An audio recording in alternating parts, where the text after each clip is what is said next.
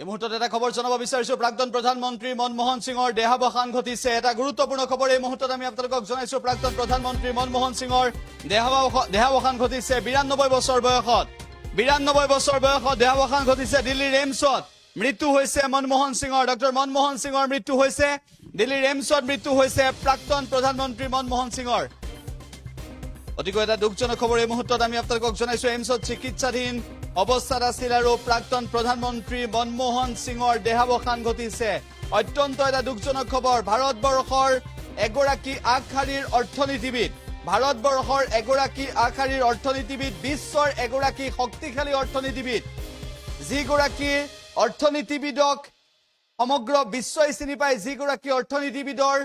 1991 চনৰ নীতিৰ ফলতে ভাৰতবৰ্ষই কেনেদৰে আগবাঢ়িছিল অৰ্থনৈতিক ভেটি কেনেদৰে টনকিয়াল কৰিছিল প্ৰধানমন্ত্ৰী হিচাপে দায়িত্ব পালন কৰাৰ সমান্তৰালভাৱে কেনেদৰে উপযুক্ত কাৰ্যপন্থাৰে ভাৰতবৰ্ষৰ অৰ্থনীতিৰ ভেটি টনকিয়াল কৰিবলৈ চেষ্টা কৰিছিল ডক্টৰ মনমোহন সিঙে আৰু সেই মনমোহন সিঙৰ দেহাৱসান ঘটিছে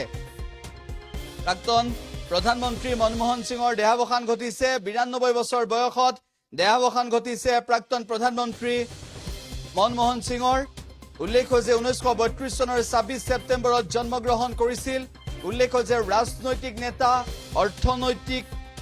অৰ্থনীতিবিদ হিচাপে বিশেষভাৱে খ্যাতি অৰ্জন কৰিছিল আৰু এইগৰাকী প্ৰাক্তন প্ৰধানমন্ত্ৰীৰ আজি মৃত্যু হৈছে মাত্ৰ কেইটামান মুহূৰ্তৰ পূৰ্বে দিল্লীৰ এইমছত চিকিৎসাধীন অৱস্থাত আছিল অত্যন্ত এটা দুখজনক খবৰ আমি আপোনালোকক এই মুহূৰ্তত জনাইছো প্ৰাক্তন প্ৰধানমন্ত্ৰী ডক্টৰ মনমোহন সিঙৰ দেহাৱসান কংগ্ৰেছৰ পৰা কেনেদৰে প্ৰতিনিধিত্ব কৰি আৰু কংগ্ৰেছৰ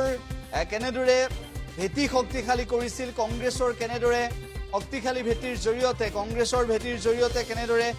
মনমোহন সিঙে এফালে অৰ্থনৈতিক এটা বাতাবৰণ সুন্দৰভাৱে তৈয়াৰ কৰিবলৈ চেষ্টা কৰিছিল কেনেদৰে মনমোহন সিঙে ভাৰতবৰ্ষত এটা নতুন দিগন্তৰ সূচনা কৰিছিল আৰু অসমৰ পৰা ৰাজ্যসভালৈ গৈ কেনেদৰে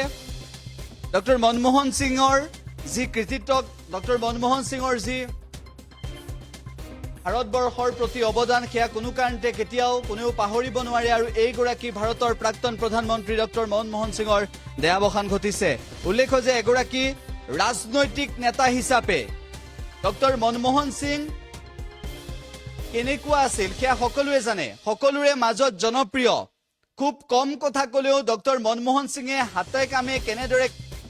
সকলোৰে মাজত প্ৰিয়ভাজন হৈ পৰে আৰু অৰ্থনৈতিক পৰিকাঠামো ভাৰতবৰ্ষত শক্তিশালী কৰাৰ ক্ষেত্ৰত ডক্টৰ মনমোহন সিঙৰ যি ভূমিকা সেই ভূমিকা কোনেও কেতিয়াও পাহৰিব নোৱাৰে 1991 চনৰ নৰসিংহ ৰাওৰ চৰকাৰ দিনত বিত্তমন্ত্ৰীৰ দায়িত্ব পালন কৰা ডক্টৰ মনমোহন সিঙে সেই সময়ত ভাৰতবৰ্ষৰ অৰ্থনীতিৰ ভেটি টনকিয়াল কৰাৰ পিছত ইয়াৰ পৰৱৰ্তী সময়ত কেনেদৰে ভাৰতবৰ্ষত আগবঢ়াই নিছিল ভাৰতৰ অৰ্থনীতি বিশ্বৰ এগৰাকী আগশাৰীৰ অৰ্থনীতিবিদ হিচাপে নিজকে পৰিচয় দিয়াবলৈ সক্ষম হৈছিল আৰু ভাৰতে হেৰুৱালে এইগৰাকী উজ্জ্বল নক্ষত্ৰক আজি অত্যন্ত দুৰ্ভাগ্যজনক এটা দিন দিল্লীৰ এইমছত মৃত্যু হৈছে ডক্টৰ মনমোহন সিঙৰ উল্লেখ যে ডক্টৰ মনমোহন সিঙৰ মৃত্যুৰ শোকস্তব্ধ হৈ পৰিছে সকলো এই মুহূৰ্তত আমি আপোনালোকক জনাইছো যে ডক্টৰ মনমোহন সিঙৰ মৃত্যুত আজি সকলো শোকস্তব্ধ হৈ পৰিছে কংগ্ৰেছৰ শীৰ্ষ নেতাসকলে শোক প্ৰকাশ কৰিছে শোকস্তব্ধ হৈ পৰিছে সকলো উল্লেখ যে আজি সকলো শোকস্তব্ধ হৈ পৰিছে আৰু লক্ষণীয় বিষয়টো হৈছে যে প্ৰাক্তন প্ৰধানমন্ত্ৰী ডক্টৰ মনমোহন সিঙৰ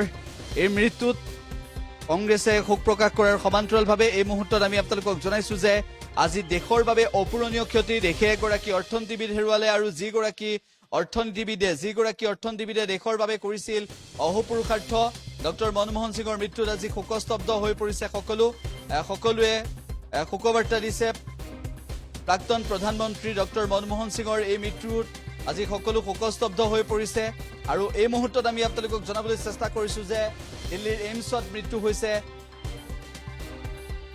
এইগৰাকী ভাৰতৰ প্ৰাক্তন প্ৰধানমন্ত্ৰী ইতিমধ্যে 92 বছৰ বয়সত মৃত্যু হোৱাৰ কথা অৱগত কৰিছে ৰবাৰ্ট বাদ্ৰাই ইতিমধ্যে এই সন্দৰ্ভত পোষ্ট কৰিছিল অত্যন্ত দুৰ্ভাগ্যজনক খবৰ, অত্যন্ত এটা দুৰ্ভাগ্যজনক খবৰ আৰু এটা শোকাবহ খবৰ। 92 বছৰ বয়সত শেষ নিশ্বাস ত্যাগ কৰিছে, দিল্লীৰ এইমছত শেষ নিশ্বাস ত্যাগ কৰিছে কিছু সময় পূৰ্বে প্ৰিয়ংকা গান্ধী ভাদ্ৰাৰ স্বামী ৰবাৰ্ট ভাদ্ৰাই। এই সন্দৰ্ভত অৱগত কৰিছে যে ডক্টৰ মনমোহন সিং আৰু নাই, ভাৰতৰ প্ৰাক্তন প্ৰধানমন্ত্ৰী ডক্টৰ মনমোহন সিং নাই। ইতিমধ্যে টুইট কৰিছে আৰু শোকসন্তপ্ত পৰিয়ালবৰ্গলৈ সমবেদনা জ্ঞাপন কৰিছে। উল্লেখ্য যে 92 বছৰ বয়সত ভাৰতৰ প্ৰাক্তন প্ৰধানমন্ত্ৰী ডক্টৰ মনমোহন সিঙৰ দেহাৱসান ঘটিছে। ইতিমধ্যে এটা দুখজনক খবৰ, দিল্লীৰ এইমছত শেষ নিশ্বাস ত্যাগ কৰিছে। এটা দুখৰ খবৰ, ভাৰতবৰ্ষৰ বাবে এটা দুখৰ খবৰ, অত্যন্ত দুখজনক খবৰ। ভাৰতৰ প্ৰাক্তন প্ৰধানমন্ত্ৰী ডক্টৰ মনমোহন সিঙে কেনেদৰে ভাৰতৰ অৰ্থনীতিৰ ভেটি টনকিয়াল কৰিবলৈ চেষ্টা কৰিছিল আৰু কেনেদৰে ৰাজনৈতিক কেৰিয়াৰ তেওঁৰ কেনেকুৱা আছিল সেই সন্দৰ্ভত আমি আপোনালোকক জনাব বিচাৰিছো। উল্লেখ্য যে এইগৰাকী ভাৰতৰ প্ৰাক্তন প্ৰধানমন্ত্ৰীয়ে বিত্তমন্ত্ৰীৰ দায়িত্বও সুচাৰুৰূপে পালন কৰিছিল। কেৱল সিমানেই নহয়, উল্লেখ্য যে প্ৰধানমন্ত্ৰী হিচাপে 2004 চনৰ পৰা 2009 চনলৈকে প্ৰথমবাৰ কেনেদৰে দায়িত্ব সুচাৰুৰূপে পালন কৰিছিল আৰু কেনেদৰে প্ৰধানমন্ত্ৰী হিচাপে দায়িত্ব গ্ৰহণ কৰাৰ পাছত, প্ৰধানমন্ত্ৰী হিচাপে দায়িত্ব লোৱাৰ পিছত, প্ৰধানমন্ত্ৰী হিচাপে শপত লোৱাৰ পৰৱৰ্তী সময়ত এই দায়িত্ব সুচাৰুৰূপে পালন কৰিছিল। দ্বিতীয় পৰ্যায়ত 2009 চনৰ পৰা 2014 চনলৈকে দ্বিতীয়বাৰৰ বাবে প্ৰধানমন্ত্ৰীৰ আসন সলনি কৰিছিল এইগৰাকী ভাৰতৰ অৰ্থনীতিবিদ ডক্টৰ মনমোহন সিং। ভাৰতৰ প্ৰাক্তন প্ৰধানমন্ত্ৰী, দুবাৰকৈ ভাৰতৰ প্ৰধানমন্ত্ৰীৰ আসন সলনি কৰা ডক্টৰ মনমোহন সিঙৰ মৃত্যুত আজি সকলো শোকস্তব্ধ হৈ পৰিছে। কংগ্ৰেছে শোক প্ৰকাশ কৰিছে, সকলোৱে আজি শোক প্ৰকাশ কৰিছে আৰু দেশৰ এইগৰাকী উজ্জ্বল নক্ষত্ৰ, দেশৰ এইগৰাকী বৰেণ্য ব্যক্তিৰ মৃত্যুৱে আজি শোকস্তব্ধ কৰি তুলিছে সকলোকে। প্ৰাক্তন প্ৰধানমন্ত্ৰী ডক্টৰ মনমোহন সিঙৰ দেহাৱসান অত্যন্ত এটা দুৰ্ভাগ্যজনক খবৰ দেশবাসীৰ বাবে। এই মুহূৰ্তত আমি আপোনালোকক সেই খবৰ জনাইছো। অত্যন্ত দুখজনক খবৰ। দেশৰ অৰ্থনীতিৰ এগৰাকী হোতা, দেশৰ অৰ্থনীতিৰ এগৰাকী মুখ্য ব্যক্তি,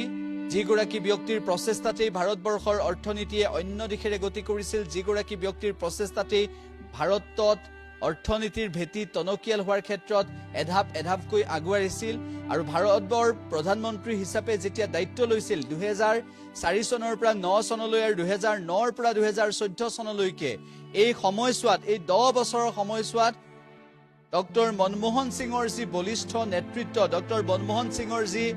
দুৰ্নীতিবিহীন এটা নাম, দুৰ্নীতিবিহীন এটা পৃষ্ঠা, সেয়া কোনেও কেতিয়াও পাহৰিব নোৱাৰে। ডক্টৰ মনমোহন সিঙক আজি সকলোৱে মনত পেলাইছে, সকলোৱে শ্ৰদ্ধাৰে স্মৰণ কৰিছে আৰু এইগৰাকী মহান অৰ্থনীতিবিদ, এইগৰাকী ভাৰতৰ মহান ৰাজনৈতিক নেতাৰ মৃত্যুত আজি শোকস্তব্ধ হৈ পৰিছে দেশবাসী।